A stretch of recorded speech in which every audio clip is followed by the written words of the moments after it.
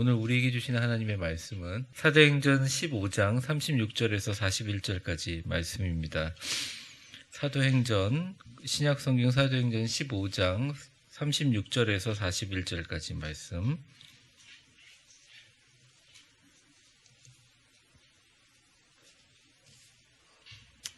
제 성경으로는 197페이지에 있는데 성경마다 다를 수 있습니다. 사도행전 15장 36절에서 41절까지 말씀입니다.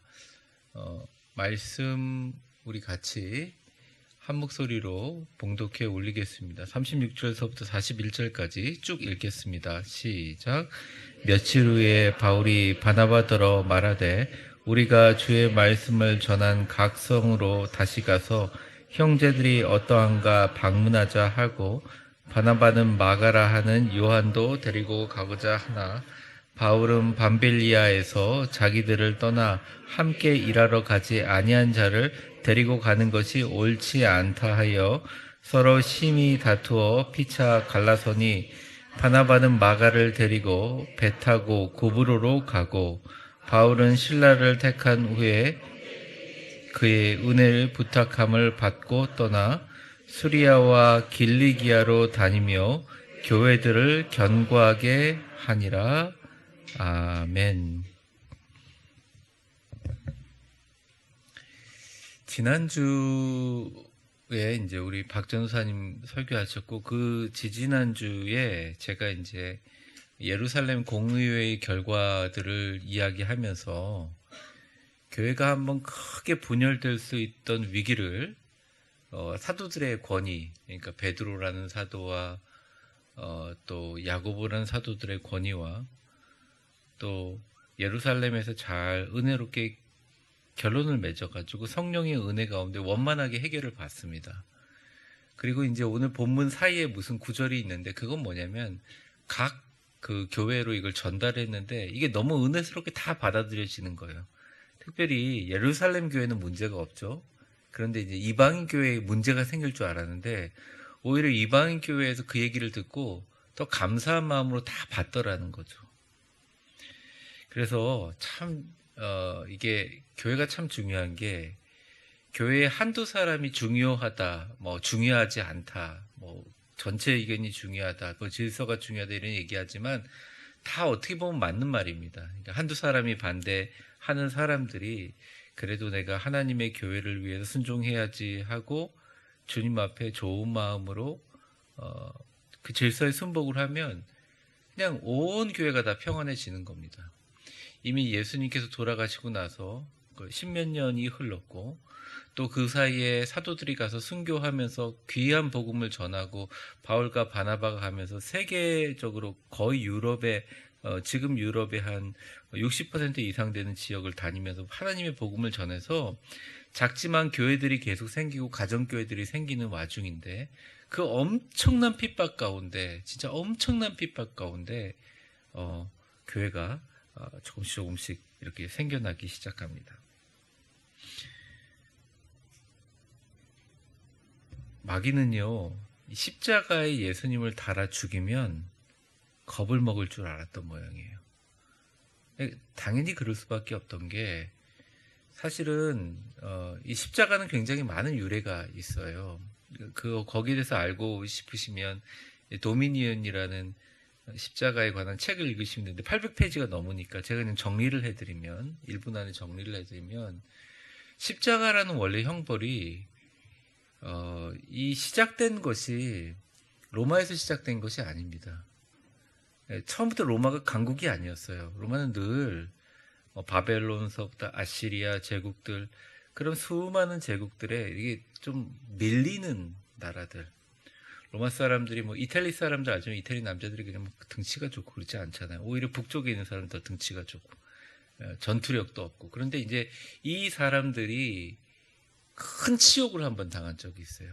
뭐냐면 로마가 생각하는 이방 민족들에게 엄청난 핍박을 당하고 완전히 멸망이 당했을 때 본보기로 로마에 있는 로마라는 제국이 형성되기 전에 로마에 있는 모든 지역의 지도자들을 십자가에 달아 죽입니다. 십자가가 어떤 거냐면 말 그대로 사람을 걸어놓는 거죠. 고챙이에다 걸어놓는 거죠. 근데 고챙이에 걸어놓고 죽지 않게 만드는 거예요, 일부러. 그러면 그 걸어놓은 시체들이 계속적으로 썩어가면서 이제 짐승들이 와서 파먹기도 하고, 또 그 사람들이 비명을 지르고 막 이러는데 살리려고 계속 물을 먹입니다. 이제 그런 잔혹한 광경을 보여주면서 로마 사람들의 굉장히 무서움을 보여준 거예요. 근데 이제 뭐 그 전에 로마 전에 지배하던 많은 민족들한테 로마가 당했죠. 근데 로마가 딱 힘을 갖고 나서부터 이 십자가를 반대로 이용하는 것입니다. 자기 당한 만큼 정복한 나라들에 대해서는 문화적으로 정치적으로 다 인정을 해줘요. 대신 거기에 수장되는 왕을 보기 좋게 광장에다 달아놓는 거예요. 달아놔서 천천히 온몸이 썩어 들어가고, 사실은 몸에 나오는 그 물질과 진물들로 인해서 구더기들이 살을 먹어가는 그런 모습들을 보이는 겁니다. 말만 들어도 끔찍하죠. 은혜스러운 수요 예배 시간에. 제가 그 정도 하겠습니다. 그게 엄청난 공포의 수단이었던 거죠. 그리고 로마가 자기 나라의 제국의 안정성을 위해서 사용했지, 이거를 어떤 잡범들이나 어떤 조그만 잘못을 한 사람들에게 그런 것을 하지 않았어요. 그리고 예수님이 오시기 전에 이스라엘이 로마의 속국이 될 때도 맨 처음에 그 로마 장군들이 와서 한 일이 뭐냐면, 이스라엘 사람들은 무기 체계라든지 로마의 상대가 안 되거든요. 공성전을 할 때 성벽에서 엄청난 큰 쇳덩어리 같은 걸로 막 포를 쏴가지고 벽을 부수는데, 유대 군인들은 뭘 할 수 있는 게 없는 거예요. 그래서 유대 군인들이 할 수 있는 건 결사항전, 그냥 성에서 지키고 버티고, 이제 로마인들에게 약탈당하기 싫으니까 자기 집 불태우고 뭐 이런 것밖에 할 수 없는 거예요. 근데 살아남은 사람들 다 잡아가지고 전부 다 이제 그 숫자를 뭐 역사 기록마다 다르는데 2만 명이라고 하기도 하고 3만 명이라고 하는데 뭐 별 의미는 없는 것 같아요. 그 사람들을 전부 다 십자가에 다 달아 죽입니다. 그 십체에서 나오는 핏물과 그것들이 일부러 그들이 만든 지성소와 성전 그 물두멍으로 다 흐르게 만들어서 본보기를 아주 보여주는 거예요. 근데 막상 폼페이우스가 딱 들어가서 유다를 정복하고 나니까 별것도 없는 거예요. 하나님 유일신이라고 하는데 뭐 재물 엄청 바칠 줄 알았더니 제사장 하나가 지성소에 앉아가지고 끝까지 하나님 있는 곳이다 뭐 얘기하고 아무것도 진짜 말 그대로 개벽다기 하나 없는 거예요. 이게 뭐지? 그러면서 멈췄던 것들이에요. 근데 그게 언제 시작됐느냐? 다시 한번 어떤 유다 사람들이 독립해야겠다 이런 생각이 들기 시작하면서 오히려 그 기운을 예수님께 다 몰아서 예수님을 정치범으로 죽인 거죠. 그러니까 예수님을 죽인 이유와 예수님을 달아 죽인 그런 모든 사건들은 굉장히 정치적이기도 하고 굉장한 본보기였어요. 마귀도 머리가 잘 들어가요. 마귀는 인간보다 몇천 배 머리가 좋지 않습니까? 이 정도 하면 그러니까 이제 그러죠. 예수님의 기적을 본 사람이라고 할지라도 이 기적을 행하는 사람이 이렇게 무참하고 처참하게 죽임을 당하는 걸 한 3일간 매달려가지고 죽는 걸 보면 다 진절머리가 나서 떨어질 것이다 생각한 거예요. 어라? 예수님 9시간 만에 돌아가셨잖아요. 그 옆에 칼로 옆구리에 창을 낸 사람에 대한 소설도 있고 그러는데, 이제 우리는 막 군병들이 너무 나쁘다, 왜 다 죽어간 사람 칼로 찌르냐, 자비를 베푼 거죠. 그런 모든 사건들이 예수님이 하나님의 아들이라고 전하는데 다 방해가 되게 마귀들은 완전 시스템을 그렇게 만들어 놓은 거예요. 그런데 신기하게 그 예수님이 부활 승천하시고 나서 그걸 믿는 사람들이 500명밖에 되지 않았음에도 불구하고 예수님이 우리를 위해서 죽으셨다는 아주 단순한 이 명제가 세상을 덮기 시작하는 겁니다. 복음을 전하면 사람들이 변화되기 시작합니다. 예수님의 이름으로 기도하기 시작하면 성령이 내리고 성령이라는 것은 구약 시대에 가지고 있었던 하나님의 능력과 하나님의 영의 다른 이름인데 그런 성령이 내리면서 역사가 일어나는 거죠. 거기에 바나바와 바울이 위대하게 쓰임을 받은 거죠.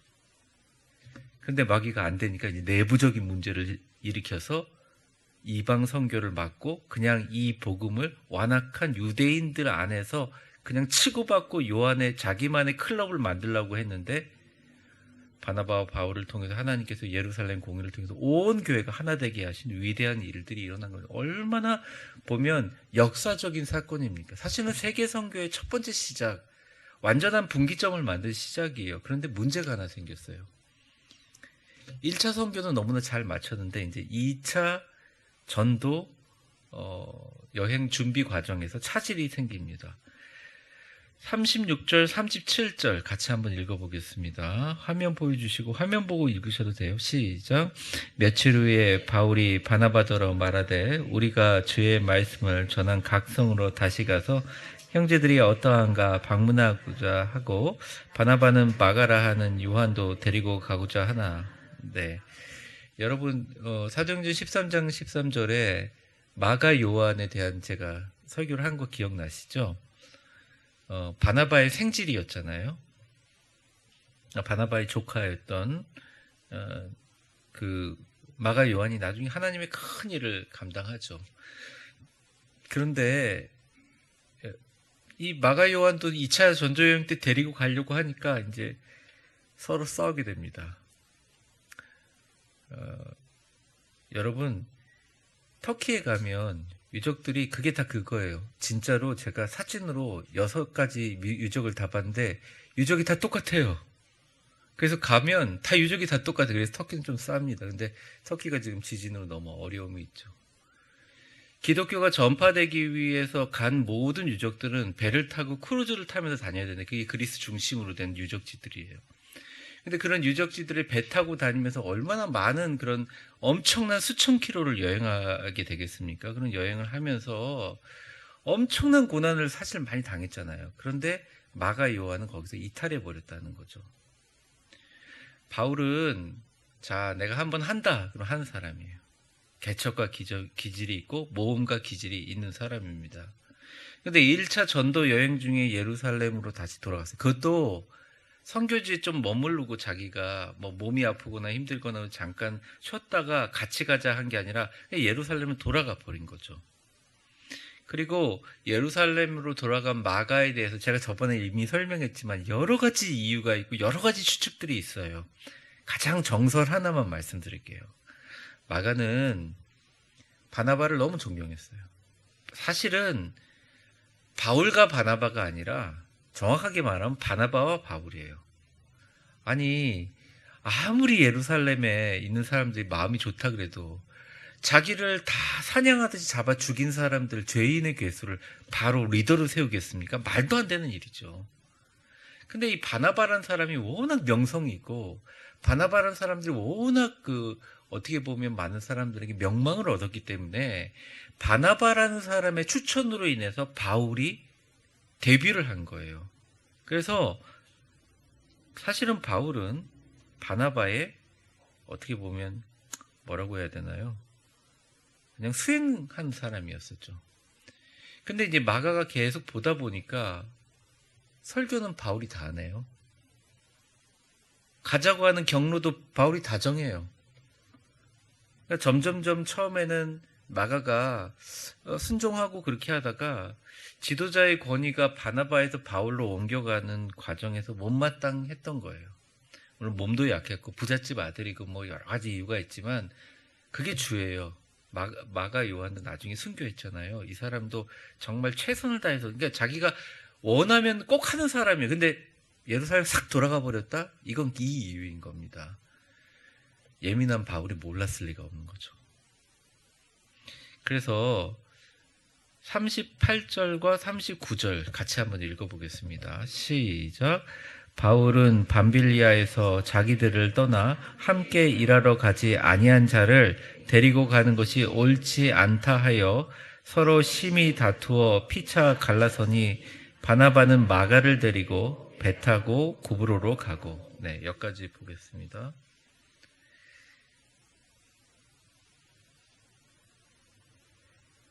그러니까 바나바가 1차 전도 여행 갔다 와서 많이 뉘우치고 많이 반성했어요.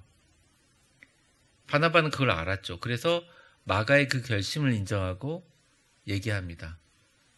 마가도 같이 데려갑시다. 바울에게 얘기해요. 바울은 딱 거부해요.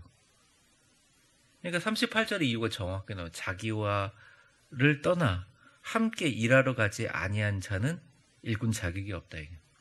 전체적인 선교의 팀의 분위기를 흐려버린다. 마가의 진심은 믿지만 그의 의지는 나는 믿지 못한다. 얘 하나 때문에 선교팀 전체 분위기를 흐트릴 수 없다. 이렇게 생각한 겁니다. 바울과 바나바는 장단점이 있어요. 이것도 목회자도 거의 비슷한 것 같습니다. 하여튼 바울도 위대한 일을 했고 바나바도 위대한 일을 했는데, 바울은 사리분별이 정확한 사람이에요. 하나님의 일을 위해서 사사로운 감정을 버리는 냉철함이 있었던 사람입니다. 한 번의 실수도 못하는 차가움이 있었어요. 근데 뭐 그게 장점이라면 또 단점도 분명히 존재했겠죠. 바나바는 형제의 허물을 감싸는 포용력이 있었고 유연함이 있었고 온유함이 있었던 사람이에요. 그런데 공사를 확실히 구분하지 못했어요. 그래서 우유부단한 성격으로 선교 잔체를 위험에 빠뜨렸습니다. 어느 게 옳을까요? 여러분들 어느 게 옳다고 생각하십니까? 참 하나님의 역사가 신기한 게, 이 일로 인하여 사실은 바나바가 여기 보면 구브로로 내려갔다 그러고 그 후에 기록이 없어요. 그래서 그 후에 있는 기록들을 전승, 우리나라 말로는 전설의 고향 그럼 맨날 뭐 호랑이 뭐 구미호 뭐 이래가지고 우리가 그렇게 하지만, 그 레전드 전설이라는 말은 그냥 그렇게 허황된 얘기는 아니고 좀 근거가 있는 얘기거든요. 근데 이 구브로로 내려가서 바나바는 다른 일을 합니다. 그리고 나중에 밀라노의 감독이 돼요. 그리고 구브로에서 평생 그 지역을 잘 돌보다 선교했어요. 근데 바나바가 아무 일도 안 한 게 아니냐? 아니에요. 밀라노에서 감독을 하면서 이 바나바가 엄청 포용력이 좋기 때문에 정말 많은 사람들이 회심해서 돌아가서 주의 사역자가 됐고, 그가 구브로에서 선교하면서 엄청나게 많은 사람들을 전도하지 않았지만 그 전도한 사람들이 각 나라에 퍼져서 세계의 역사를 바꾸는 위대한 사람들이 되었어요. 그러니까 바나바도 일을 한 거죠. 근데 이 갈라진 나머지 한 팀 바나바는 이제 바울은 자기 옆에 아무도 없는 거죠.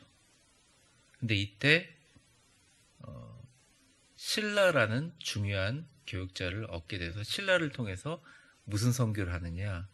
장차 세계의 종교 지도를 바꿀 로마로 직격으로 가서 로마의 심장부로 가서 선교를 하게 됩니다. 여기에 대해서 신학자들이 참 말이 많아요. 깔뱅이라는 신학자, 사실은 우리 개신교의 창시자라고 할 수 있는 깔뱅이라는 신학자는 이런 얘기를 했습니다. 하나님께서는 이 불화에 대해서 이미 알고 있었다. 주관하시고 합력하여 선을 이루셨다. 이렇게 평가를 해요. 도저히 바울과 바나바가 서로 너 좀 양보해라. 너 치밀한 거 양보하고 나는 좀 내 우유부단한 거 양보할게. 안 된다는 거 하나님이 너무 잘 알고 계세요. 두 팀으로 나눠버린 거예요. 하나님이 다르게 사용하셨다 이거예요. 또 벵겔이라는 스위스 유명한 신학자는 이 사건을 이렇게 얘기합니다. 한 쌍에서 두 쌍을 만드신 하나님, 이렇게 얘기합니다. 참 신기해요. 이 구브로라는 지역을 통해서 내부적인 결속을 다지고 신라라는 사람을 통해서 로마에 들어가서 헬라 문화권을 정복하는데 선교의 팀으로 하나님께서 너무나 아름답게 사용하게 합니다. 이 신라라는 사람은 뭐 바울과 신라 여러분 잘 알겠지만 이 사람은 아예 로마 사람이에요. 참 신기하죠? 그러니까 뭐 유대적인 뭐 종교적인 전통이 아니라 아예 로마 사람이에요. 그러니까 헬라어를 잘하는 건 당연하죠. 근데 이 사람이 로마의 정치, 문화, 경제 그리고 모든 것에 다 엄청난 지각을 가진 사람들. 특별히 바울도 헬라어를 잘하지만 이게 외국어로 배워서 잘하는 거랑 다르잖아요. 여러분들이 영어를 아무리 잘해도 영어로 발표를 하면 진짜 외국 사람들은 어느 정도는 이해하고 고개를 끄덕여 주지만 외국 사람들이 발표를 들으면서 웃을 때 진짜 긴장된다고요. 제가 경험해 봤으니까 여러분들 잘 아실 겁니다. 그러니까 진짜로 잘하는 사람 앞에서는 쫄린다는 거죠. 근데 로마 황제라든지 로마의 어떤 정치인들이라든지 로마의 귀부인들이라든지 로마 전체를 움직이는 사람들에게 효과적으로 바울이 말한 진짜 예수 그리스도의 진짜 복음을 진짜 로마 사람들의 형태나 문화나 로마 사람들의 삶 속에 녹아내서 너무 잘 설명하는 최고의 훌륭한 일꾼 신라를 딱 붙여주셨다는 거예요. 천군만마를 얻게 된 거죠. 뭐 지난 일이긴 하지만 제가 이제 캄보디아에 우리 교육자들을 일주일 동안 호텔을 잡아놓고 거기서 성령론, 선교론 강의한 적이 있어요. 그때 전도사님 하셨던 분들이 지금 얘기를 들으니까 이제 뭐 목사 안수 받은 분도 몇 분 계시고 그때 30개 교회 목회자들이 왔었습니다. 처음에 엄청 당황했어요. 영어로 얘기하면 못 알아듣는 거예요. 좀 알아듣죠. 근데 대충 알아듣는 거죠. 근데 이제 한 자매 하나가 왔는데 그 자매가 얼굴이 새까맣고 조그만 자매예요. 그 자매가 뭐 너무너무 케이팝 문화를 좋아한다는 거죠. 그런데 한국말은 잘 못하지만 제가 한국말을 하면 그 말을 듣고 정확한 캄보디아식 한국말로 통역을 하는데 기가 막히게 통역을 해요. 나중에 영어로 물으면 정말 기가 막히게 통역하는 거예요. 여러분, 우리나라가 이 영어 성경에 비해서 이제 원문 성경에 비해서 약간의 오자가 있다고 얘기했지만 우리나라 성경은 세계에서 가장 잘 번역된 것 중에 하나입니다. 캄보디아 성경에 보면요, 여호와 하나님이라는 개념이 되게 달라요. 캄보디아는 신이 4억 개의 신이 있어요. 그러니 유일신을 설명하는데 설명할 길이 없는 거예요. 그러니까 삼라만상이 다 신이니까 성령이 너에게 임한다. 제가 성령론 강의, 성령이 너에게 임한다라고 할 때 이 자매보다 정확하게 번역을 해주는 사람이 없는 거예요. 이 자매 번역으로 인해서 처음에 멍하니 있고 뭐 다 놀러 와가지고 이제 다 섬에서 목회하시는 분들이니까 호텔 음식이나 먹고 한 7일 자고 가자 하던 사람들에게 불이 떨어지기 시작하면서 막 기적이 일어나고 그 사람들이 정말 막 저녁 11시까지 찬양하고 뭐 집회는 7시에 끝나지만 저녁 11시까지 찬양하고 난리가 나니까 저를 초청했던 목사님들이 너무너무 좋아했어요. 그러니까 제가 참 저는 선교지 체질인 것 같아요. 저희 교회보다 선교지 체질인 것 같은데 정말 가서 너무 은혜를 받아요. 근데 그 중요한 역할을 했던 게 뭐냐? 통역가라는 정확한 통역이 캄보디아 사람인데 정확하게 알고 통역을 하는 거예요. 이 신라라는 사람이 그런 역사를 하게 되었습니다.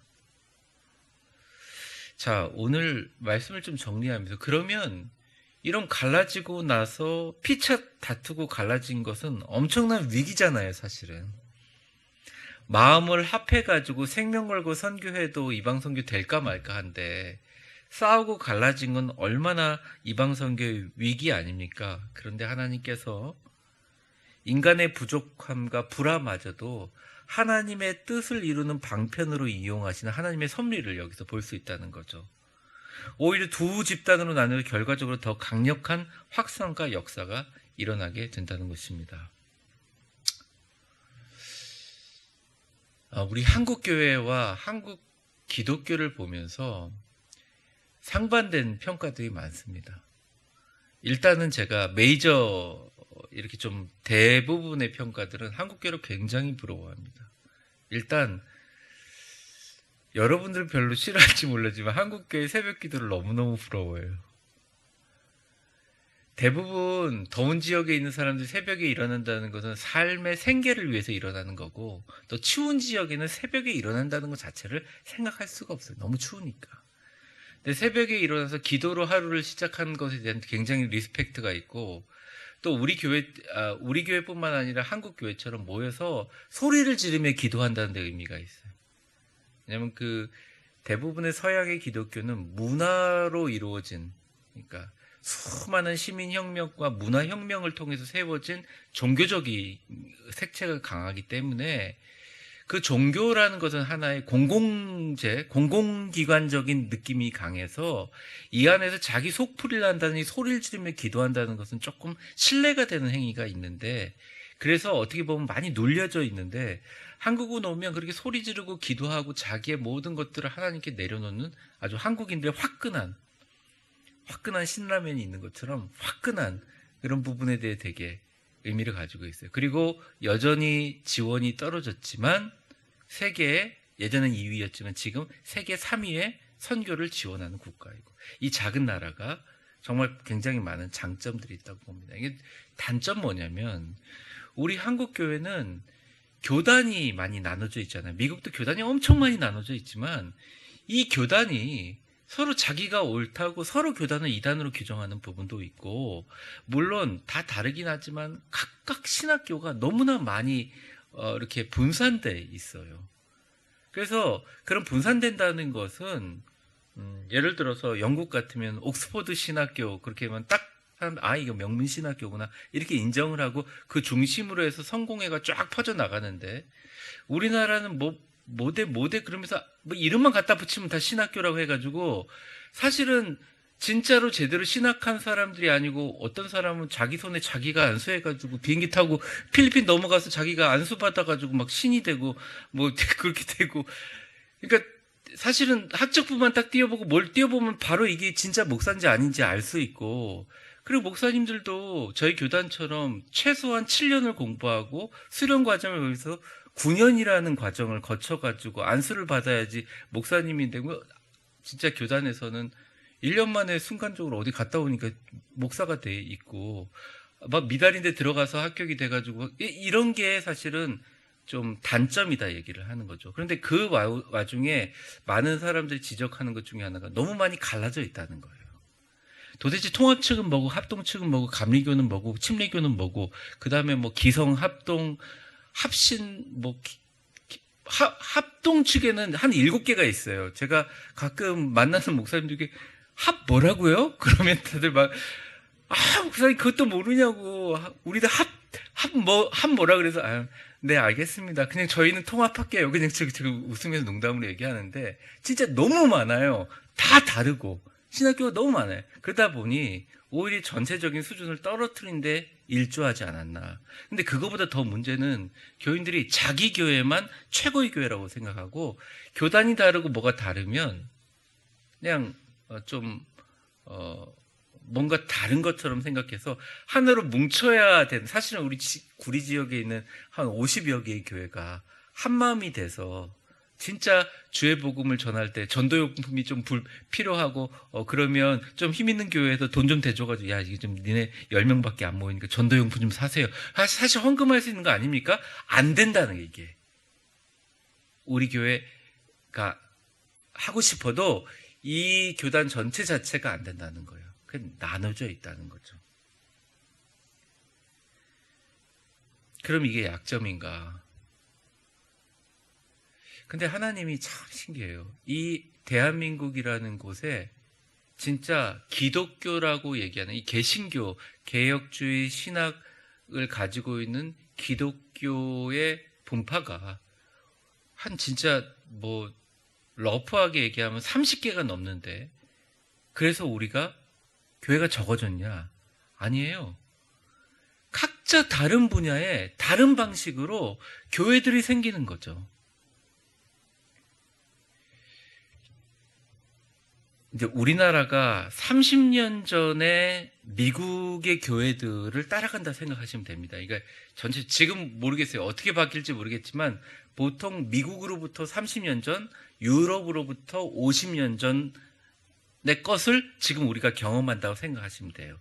근데 미국이 30년 전에 엄청난 교회 간의 갈라짐이 있었어요. 어려움이 있었어요.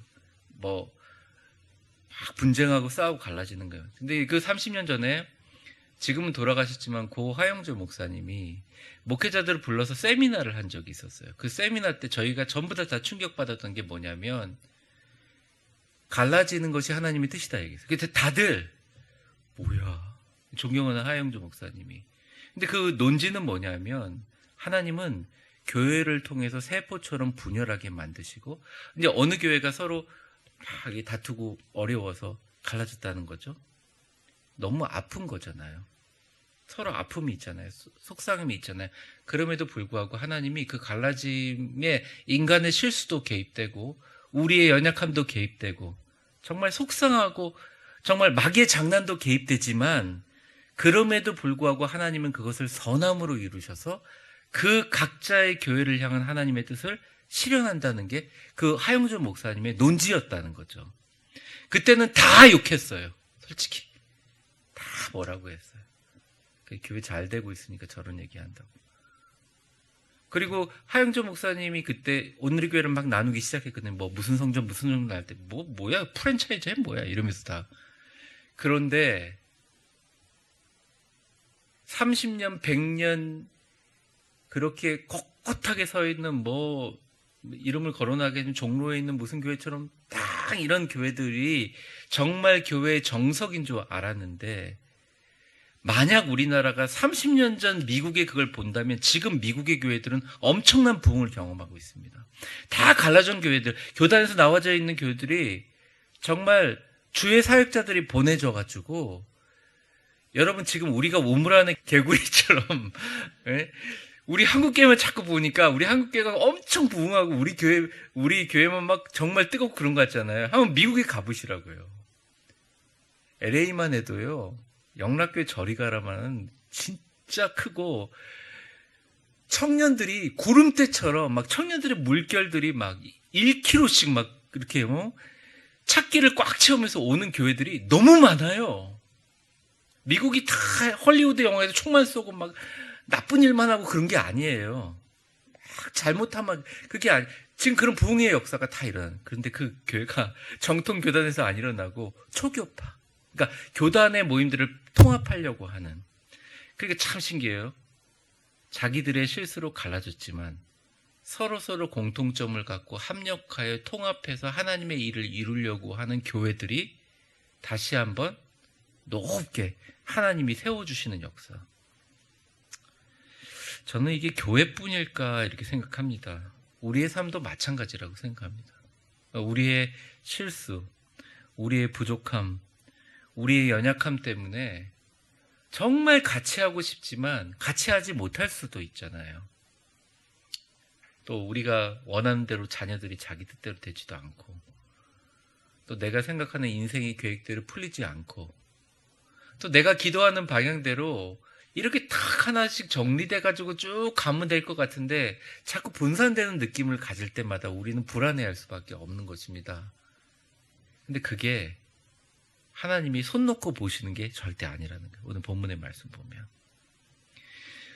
우리 위대한 교회, 특별히 수요예배 나오신 분들이 마음속에 나는 하나님의 복음을 전하는 복음의 전달자라는 사명만 꼭 가지고 있으면 어떤 방법이든지 간에 여러분의 실수와 부족함과 연약함과 실패와 연약함까지도 하나님이 사용하셔서 당신의 뜻을 이루는 방편으로 사용하신다는 거예요. 그거를 우리가 후에 언제 일어날지 예견할 수 없어요. 또 함부로 얘기하는 사람들은 이단일 가능성이 많아요. 근데 볼 때 우리 한국교회가 이렇게 코로나 이후에 어려움을 겪고 있지만 30년 후에 미국 교회가 엄청난 지금의 복음주의 운동이 일어나고 있는 것처럼 50년 전에 남미가 너무너무 진짜 어려움을 겪었거든요. 뭐 문제라든지 해방주의 운동이라든지 되게 어려움. 지금 그 50년 후에 남미에 제가 얘기하잖아요. 7,000명이 성가대를 쓰는 교회들이 생기고 시작. 그러니까 우리가 지금 생각하는 우리의 모습들은 우리의 인생은 뭐 얼마나 살겠어요, 저희들이. 그런데 하나님의 큰 경륜에 보면 내가 하나님의 손에 붙들러 하나님의 뜻에 쓰임 받는다는 그 지고한 사명의식만 놓지 않는다면 하나님은 여러분을 사용하십니다. 그리고 잘 사용하세요. 그 의미와 그 생각을 가지고 여러분들 실망하지 말고 낙심하지 말고 전진하시기 바랍니다. 겉으로 나누어져 있지만 하나님께서 다르게 사용하시는 하나님의 큰 뜻이 있습니다. 절대 하나님의 일이 무너지는 것이 아니에요. 더 놀랍게 크게 효과적으로 이루어진다는 것입니다. 마침내 갈라진 이 두 팀은 은혜로 하나님의 나라를 확장하고, 사실상 당시의 세계의 중심은 로마인데 로마를 정복하게 되죠. 제가 이런 생각을 합니다. 나중에 로마에 기독교를 국교를 정할 때, 제가 늘 이제 예화로 얘기하지만, 예수 믿는 자기의 참모들을 황제가 죽이다. 나중에 딱 죽이려고 보니까 자기 황비가 자기 부인이 기독교인인 거예요. 이거 어떻게 할 수가 없잖아요. 이미 고관들은 다 기독교가 하나의 유행이 돼버린 거예요. 기독교의 세련됨, 기독교가 가지고 있는 어떤 노블리스 오블리지, 진짜 사람들을 돕는 그런 정신들, 그리고 하나 되는 품격들, 세계를 품는, 남자와 여자를 구분하지 않고 노예와 주인들을 구분하지 않고 인종을 구분하지 않고 세계를 구분하지 않는 세계주의적인 관점, 진짜 트렌디한 거예요. 자기들이 굴복해버린 거죠. 그런데 바울의 그 강직하고 집요하고 막 앞뒤 안 가리고 직선으로 나가는 바울의 그 복음만으로 됐을까요? 저는 그렇게 생각하지 않습니다. 바울의 그 직선적인 복음을 옆에서 잘 풀어줬던 실라라는 사람을 붙여줬기 때문에 가능한 거예요. 그럼 보자고요. 이게 잘못된 일인가? 이게 실패인가? 이게 갈라진 것인가? 아니에요. 나중에 돌아보면 이거는 하나님의 크신 능력과 축복이라는 것입니다. 오늘 말씀을 정리하겠습니다. 여러분 삶에 주님께서 지금도 일하고 계십니다. 우리의 연약함도 사용하고 계십니다. 그러니 주님이 함께 계시고 있음을 믿는다면 그 믿음 더 굳세게 주님 안에서 붙들고 의미를 가지고 더 전진하시기를 주의 이름으로 축원합니다. 우리 기도하겠습니다.